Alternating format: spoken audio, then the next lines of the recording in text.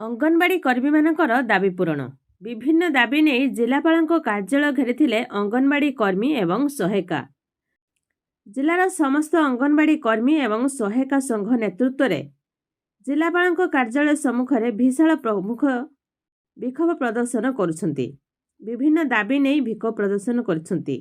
ଭାରତୀୟ ମଜଦୁର ସଂଘ ଦ୍ୱାରା ପରିଚାଳିତ all Odisha Anganwadi ladies workers association ତରଫରୁ କୁହାଯାଇଛି ଯେ ବାରମ୍ବାର ଆନ୍ଦୋଳନ କରି ଦାବି ଜଣାଇ ଆସୁଛନ୍ତି। ସରକାର କେବଳ ପ୍ରତିଶ୍ରୁତି ହିଁ ଦେଉଛନ୍ତି। ସରକାର ଏଥର ଦାବି ନ ଶୁଣିବା ପର୍ଯ୍ୟନ୍ତ ଆନ୍ଦୋଳନରୁ ହଟିବେ ନାହିଁ ବୋଲି ସଂଘ ପକ୍ଷରୁ ଚେତାବନୀ ଦିଆଯାଇଛି।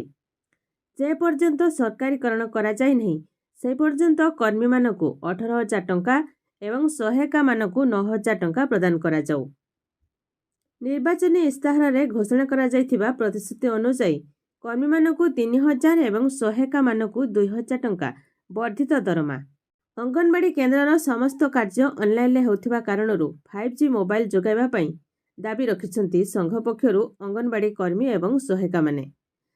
ତେବେ ଏହା ଆଶା କରାଯାଉଛି ଯେ ନୂଆ ବର୍ଷରେ ଅଙ୍ଗନବାଡ଼ି କର୍ମୀମାନଙ୍କୁ ବଡ଼ ଉପହାର ମିଳିପାରେ।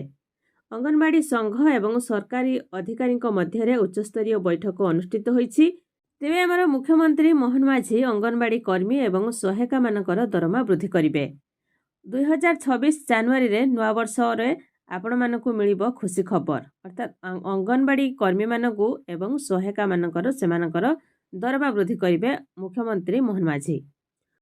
ଅଙ୍ଗନବାଡ଼ି କର୍ମୀ ଏବଂ ସହାୟିକାମାନେ ଦୀର୍ଘ ଦିନ ଧରି ସେମାନଙ୍କର ଦାବି ଉପରେ ସରକାରୀ ନିଷ୍ପତ୍ତି ପାଇଁ ଅପେକ୍ଷା କରିଥିଲେ।